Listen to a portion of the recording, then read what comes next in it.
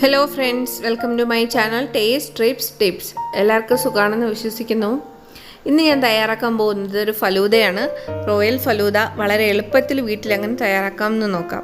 അപ്പോൾ വീഡിയോയിലേക്ക് പോകുന്നതിന് മുമ്പായിട്ട് എല്ലാവരും എൻ്റെ ചാനലൊന്ന് സബ്സ്ക്രൈബ് ചെയ്യുക, അതുപോലെ തന്നെ ബെല്ലൈക്കണും കൂടി പ്രസ് ചെയ്യുക.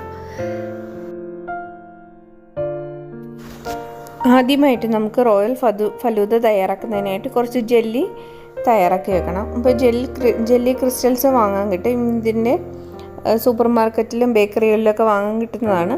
അപ്പോൾ ഇതിൽ ഇൻസ്ട്രക്ഷൻസ് ഉണ്ടാവും. അതനുസരിച്ച് പഞ്ചസാരയുടെ ആ മിക്സും ജെല്ലിയുടെ ജെലാറ്റിൻ്റെ മിക്സും കൂടെ പൊട്ടിച്ചിട്ട് നന്നായിട്ട് മിക്സ് ചെയ്യുക. അതിനുശേഷം അതിൽ 1 കപ്പ് നല്ല ചൂടുവെള്ളം ഒഴിച്ച് മിക്സാക്കി വെക്കണം. അതിന് ഈ ജെല്ലും പഞ്ചസാരയും എല്ലാം കൂടെ നന്നായിട്ട് അലിയിപ്പിച്ചെടുക്കുക.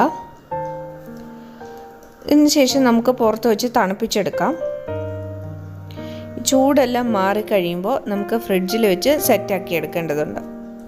അപ്പോൾ നമുക്ക് ഫ്രിഡ്ജിലേക്ക് വെക്കാവുന്നതാണ്.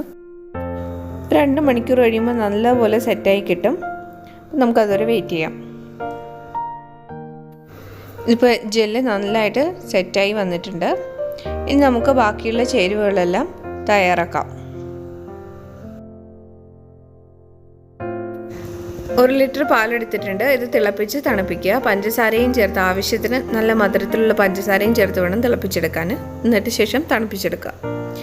ഇവിടെ നമുക്ക് സബ്ജ സീഡ്സും കൂടി തയ്യാറാക്കാം. ഞാനിവിടെ ബേസിൽ സീഡ്സ് ആണ് എടുത്തിരിക്കുന്നത്. കസ്കസ് അല്ലെങ്കിൽ സബ്ജ സീഡ്സ്, അങ്ങനെ പല പേരുകളിൽ അറിയപ്പെടും.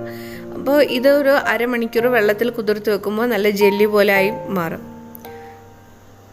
കുറച്ച് വെള്ളം ഒഴിച്ച് കുതിരാനായിട്ട് വെക്കാം. ഇനി അടുത്തതായിട്ട് നമുക്ക് സേവ് പ്രിപ്പയർ ചെയ്യണം. ഫലൂദ സേവ് നമുക്ക് വാങ്ങാൻ കിട്ടും.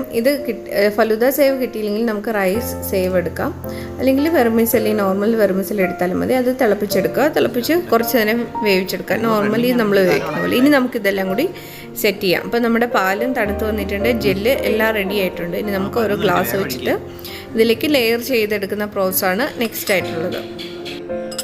ആദ്യമായിട്ട് ഞാൻ ഒഴിച്ചു കൊടുക്കുന്നത് റോസ് സിറപ്പാണ്. റൂഹബ്സ എന്ന് പറയുന്ന ബ്രാൻഡിൻ്റെ റോസ് സിറപ്പാണ് ഞാനിവിടെ ഉപയോഗിച്ചിരിക്കുന്നത്. അപ്പോൾ അതിൽ 2 ടീസ്പൂൺ ഞാൻ ഗ്ലാസിൻ്റെ സൈഡിൽ കൂടി ഒഴിച്ചു കൊടുത്തിട്ടുണ്ട്. അടുത്തതായിട്ട് നമുക്ക് ബേസിൽ സീഡ്സ് ഇട്ട് കൊടുക്കാം. അതിപ്പോൾ നല്ല ജെല്ലി പോലെ ആയിട്ടുണ്ട്. അതൊരു 2 സ്പൂണ് ഇട്ട് കൊടുക്കുക.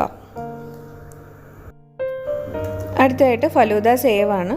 അതും ആവശ്യത്തിന്, അതായത് ഒരു 2 സ്പൂൺ നിറച്ച് ഒരു ലെയർ ഫില്ല് ചെയ്യുന്നത് പോലെ ഇട്ട് കൊടുക്കാവുന്നതാണ്.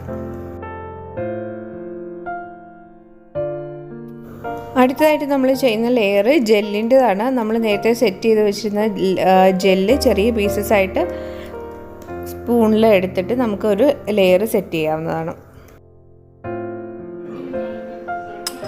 നമുക്കിനി ഇതിൻ്റെ മുകളിൽ ഒരു ചെറിയൊരു ലെയർ സബ്ജ സീഡ്സിൻ്റെ ഒരു ചെറിയ ലെയറും കൂടെ ഉണ്ടാക്കാം.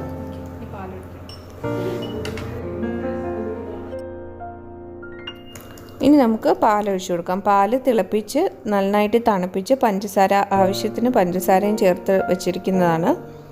നമുക്ക് ഒഴിച്ചു കൊടുക്കാം. ഒരു 3/4 ഗ്ലാസോളം പാല് നിറയ്ക്കുക.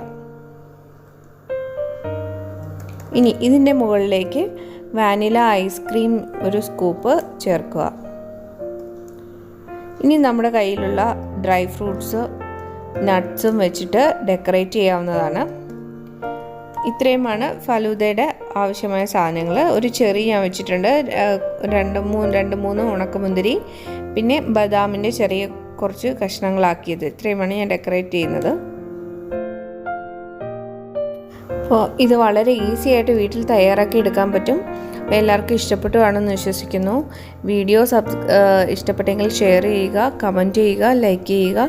അതുപോലെ തന്നെ ചാനൽ സബ്സ്ക്രൈബ് ചെയ്യാൻ മറക്കരുത്. ഫ്രണ്ട്സിനെല്ലാം ഷെയർ ചെയ്യുകയും വേണം. എല്ലാവർക്കും അടുത്ത വീഡിയോയുമായി കാണുന്നത് വരെ നന്ദി, നമസ്കാരം.